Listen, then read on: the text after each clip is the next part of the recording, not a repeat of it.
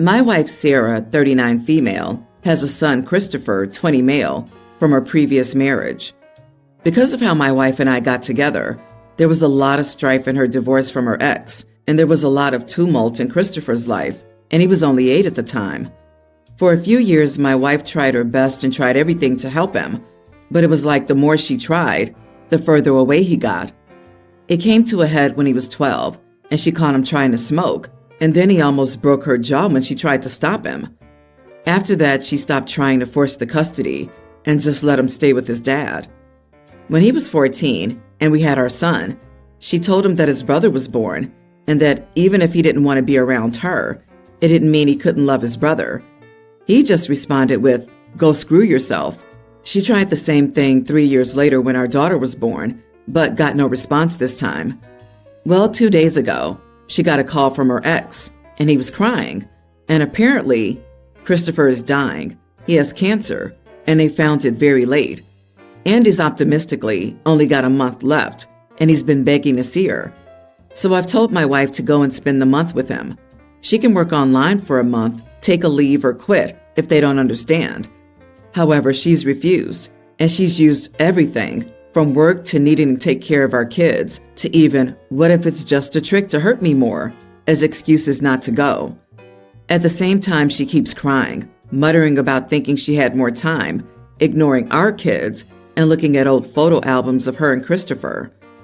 It came to a head this morning when I caught her having a breakdown in her car before going to work. I begged her to reconsider when I saw, and she called me an idiot for trying to push her into going. I know he's not my son, and that I have no right over him, but not going is tearing Sarah apart.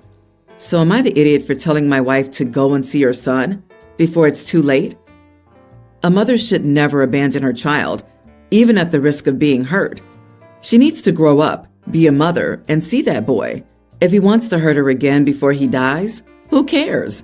If there's even the slightest chance her child needs her, then she better well step up and go to him. She's 100% a selfish idiot for hesitating on this. As his mom, her only job is to love him, no matter what. You're not the idiot for encouraging her to see him. She is an idiot and as selfish as a person can be. OP, support her no matter what her decision is. I presume she cheated on her husband with you, and that's why the son wants nothing to do with her, which is understandable, especially for a kid. However, she will regret not saying goodbye to her son for the rest of her life if she doesn't do it now, while she still can.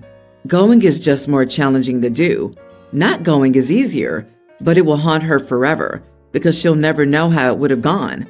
She needs to get closure and say goodbye. I don't care if it was infidelity, but you were never in her shoes to experience all of this. It's her choice. Can I make a recommendation? Or a couple? Why on God's earth can't they have a phone call or a few before any visitation is planned? Your wife is very aware he could use this visit as an opportunity to be hateful to her, so I can see why she's hesitating. What if she does go, and the last thing she hears from him is something terrible? At least a phone call between them could at least set a tone. If you can convince her to visit, why don't you initially volunteer to go with her? You don't have to visit, but you could be with her for the trip. If she decides to stay longer, you could come home. Thank you for having some actual sanity. Some broken bonds are better off broken, and nothing can fix them. It's his wife's choice and only hers. Why does she have to stop her life for someone who chose to have no relationship with her for years other than to be angry and aggressive? Phone call, video call. If things seem good, consider a short trip. Society's too quick to push the family narrative that you always have to forgive and forget. There are plenty of estrangements out there that are safe and beneficial. Update. When our kids were born, it was not the only 2 times my wife tried to reach out and ask if he was ready to see her. It's just when our son was born was the only time that he responded. She tried until his graduation, when even his father tried to get him to invite her. She sent him money, presents, and everything for his birthdays. As for the incident when he was 12, he did so with a hockey stick and then kicked her when she fell. She forgave him for that because she knew what he was going through and he was her child, but she decided to stop seeing him then because she didn't want her presence in his life to make him more mad. She took him to therapy. She tried so much, but he was non-responsive then. Thanks for your advice. I, 35 male, work 11-hour days from 7 a.m. to 6 p.m., Monday through Friday. My work is exhausting, and I'm typically constantly busy for those 11 hours, except for a half-hour lunch break. My wife, 33, is a stay-at-home mom who cares for our preschooler and toddler. Her routine is less hectic than mine. For the past 4 years, as soon as I get home around 6:30, I would immediately start helping with dinner. My wife and I eat a later dinner than our kids, and helping taking care of the kids. Once the kids were asleep, I had to work from home until I went to sleep. I was okay with this, even though I was exhausted because I understood that sacrifices had to be made. However, I am now completely burning out. I told my wife that I need an hour to myself when I get home from work to unwind, so I'm not in a permanent state of stress and exhaustion. I have zero free time on weekdays. I offered to allow her a break from 7:30 to 8:30 while I put the kids to bed, but she didn't like that idea, since it would mean my only time with the kids was when I put them to bed, and then she would never be involved. I understand her perspective, but I also can't keep continuing like this. I need an hour off to do my own thing so I don't go crazy. My wife thinks that the most important thing is me spending some time with the children, not just putting them to sleep, and that we need to make sacrifices for the next few years until they become more independent. I still haven't budged from my request since I'm in a state of burnout. Am I the idiot? You work 11-hour days and work from home before you go to bed? So 12 to 14 hours daily? Why? What do you do? The problem is not your wife, it's your job. It may be time to cut the work time, not the family time. That's ridiculous. You're an idiot to yourself. Yeah, he better make enough money to pay for a helper for his wife. But that aside, how is he even spending time with his wife? Is that even a relationship? Are people just okay living like this? Bro, the problem here is the work hours. You can't keep working yourself to death, OP. I have a buddy with a similar work-home life schedule. Last Tuesday, his preteen daughter was hit by a car at the park and didn't make it. He was at work when it happened. He didn't get a chance to see her before she passed. I've only spoken to him once since because he's not in his right mind right now and is entirely disconnected. But when I spoke to him, he said he would give anything to have the last year back. He barely saw his daughter. He left before she woke up and got home after she went to sleep. You need to find a work-home balance, dude. You're not the idiot, but consider what your wife is saying. Decompression is necessary, but you have to spend time with your family somewhere. Tomorrow's never guaranteed for anyone, and on the final pages, no one wishes they spent more time at work. Context. I, 36 female, live next door to new tenants who moved in some 6 months ago, and they have a toddler. He shrieks at all times of the day and does the whole throwing himself on the ground tantrum thing multiple times a day. Due to the hybrid work model, I work from home 3 days a week. It's becoming a regular occurrence to have numerous instances of managers or clients asking why there's a child crying. Over the weekend, I met my neighbors upstairs, and she asked me if I too woke up early in shock. Context. Last Saturday, the whole building woke up at 5:45 a.m. because the child was screaming, and it went on for a good 20 minutes. The child is healthy, regularly see the child in the play area and the street. The mother is a stay-at-home mom. There's no neglect. The child is well looked after. He attends a play school in the mornings, but has yet to go this week. Now on to what happened today. I'm working on something critical while handing off my responsibilities due to a transition and have back-to-back calls. Over 4 hours, I had to keep pausing my call. At one point, an important client in another continent asked me if I needed to be excused to take care of my child and if I should reschedule the call. Another person on the call chimed in with the sentence, "We should not be neglecting a child because our call is running long." I apologized to them and informed them that that was my neighbor's child. They mentioned how it sounds like it's happening in my house. After the call ended, I went out to the balcony and in a very respectful way, asked the mother if the child was unwell. She didn't like it and asked why. I asked her again if the baby was unwell and she said no. She mentioned she took something away he was trying to eat, and that's why he was crying. I explained to her what happened on my calls and she snapped, "He's a baby. What do you expect?" I asked her if I didn't talk to the child's mother, who else would I speak to? I explained to her that I completely understand the challenges of being a mother, and I'm sure it's overwhelming, but it happens so often daily, it's not letting me focus. She started crying. Am I the idiot? I'm going to lean to no idiots here, but this isn't something you need to be involving yourself with. Tell the landlord it's up to them to enforce solutions to noise problems. That way it's documented, and if other people complain, it can be dealt with more directly. Also, having said that, it isn't that normal. Kids are loud and yeah, they scream sometimes, but not constantly, unless something's wrong. And that reaction says mom knows it's a problem, but doesn't know what to do. If she had it under control, she'd be apologetic. Contact building management or your landlord. Ask yourself, what would you do if it was this noisy from a different source?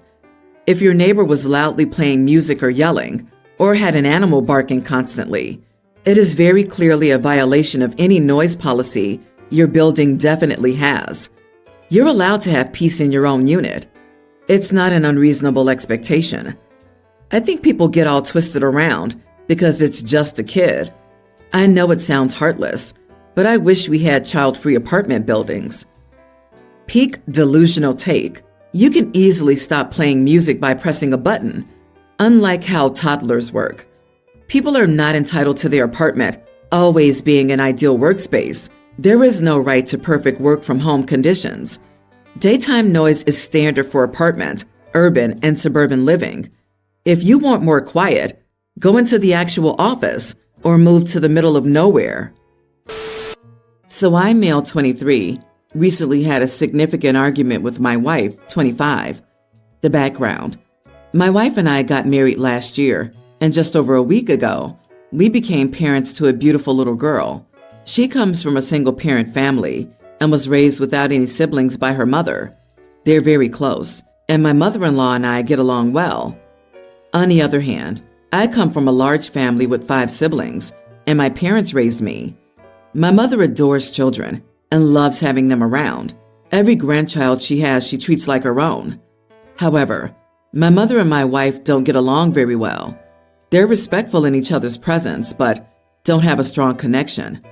My wife made it clear that she didn't want my mother to visit us in the hospital, which I understood, given my mother's enthusiasm, especially with new grandchildren. I thought it was fair, since my wife was the one going through the hard work, and I was there to support her, not make demands. Here's where things get complicated. The delivery was painful and had several complications, lasting over 40 hours. My wife was exhausted afterward and was given medication to help her sleep. She was deeply asleep. During this time, I received a text from my mother, who lives nearby, asking how it went and if she could visit. I agreed but suggested we meet in a hospital's visiting area since my wife was resting. I took my daughter and met up with my mother, and they stayed for about 30 minutes before leaving.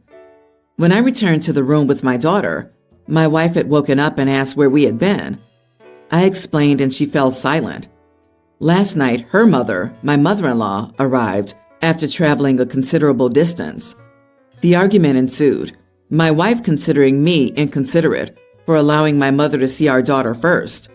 She wanted her mother to be the first to see our child and didn't want my mother to visit the hospital. I found this unreasonable, as I had ensured my mother didn't meet my wife. The argument got heated, and although we made up, tension still lingered. Am I the idiot here? Come on, you know you're the idiot. How could you not be? You do know you're married to your wife, not your mom, right? And your wife is the child's mom, not your mother, even though she treats all her grandchildren like they're hers. While the new mom was unconscious, she woke up in an empty room with no baby or husband. This is some next level betrayal. 40 hours of labor, and you steal my baby while I'm drugged up, sleeping? What is wrong with him? And what is wrong with his mother? Mrs. I have 6 grandkids, and I'm the grandparent of the year. If he doesn't know better, she certainly should have. Does he think things will improve now? If I had a rocky relationship with my daughter-in-law, who had a traumatic birth and knew she didn't want me there, I'd stay away from the hospital. I would abide by the new mother's rules and ensure she had a great first visit with her mom. Over time, I would do my best to create a stronger bond for my grandchild. WTF? Who does this? Honestly, I'm more furious about him bringing a brand new baby into the waiting room around God knows what germs. But yeah, OP, you are the idiot for disrespecting your wife, and you deserve whatever's coming. It's a really good thing you're so close to your mom. I feel like you'll be living with her again real soon. You just showed your wife who the most important person is to you, and it wasn't her. For some context, I bought my second home on the beach in Florida 2 years ago, and it's fully paid off. Recently, my sister had her 3rd kid. Her husband and their 3 kids live in a 2-bedroom apartment and have recently been unable to continue making rent. They're due for eviction by the end of next month. They plan on living with my parents for the time being and don't have any prospects to get their place again soon. So my mom called me up and asked if I would consider selling my beach house to help them purchase their own home, because I could probably get a similar home somewhere else near the beach for less than half the price and give my sister a quarter of it so that they could buy a house with enough room for their kids, since I only used it a couple of months of the year. I told her I loved my beach house and that the prices were only rising and I wouldn't give up the location for anything. She seemed to accept my answer, but recently, I've been getting tons of calls from everyone berating me for not wanting to give up a personal luxury so that I could help my family. Am I the idiot for refusing to give up something so my sister and her family could afford a home? So she can't afford a house, lives in a 2-bedroom apartment, has a 3rd kid. They can't afford the apartment, so they're somehow gonna magically afford a home? She has no plans to start living within her means and is having a tantrum about it. OP, you are not the idiot. She's a hole that you can throw money in, but anybody who makes the above decisions will manage to outspend any amount of money you give her. Is the plan for you to also permanently finance her taxes? The government is notoriously calm and relaxed about skipping property tax payments, insurance, utilities, repairs. And who's to say that this 3rd kid will be her last? And remember, you have to set money aside to put her kids through college. Like, when would this end? OP would just end up supporting her siblings' family. Honestly, OP, the next time the entitled brat calls to criticize you for working hard and being successful, offer to pay for brother-in-law's vasectomy so they can possibly catch up someday. Jesus, tell me you're the scapegoat without telling me you're the scapegoat. Your mom wants you to sell a home you bought with your hard-earned money and give that money to your broke sister and her husband? I get that your mom wants her piece back, but she doesn't get it at your expense. Telling your sister that you said no and egging the situation on is just chef's kiss, top-shelf idiot behavior from Mommy Dearest. Put them on block for 6 months. Avoid them during the holidays. Good God, the entitlement of people.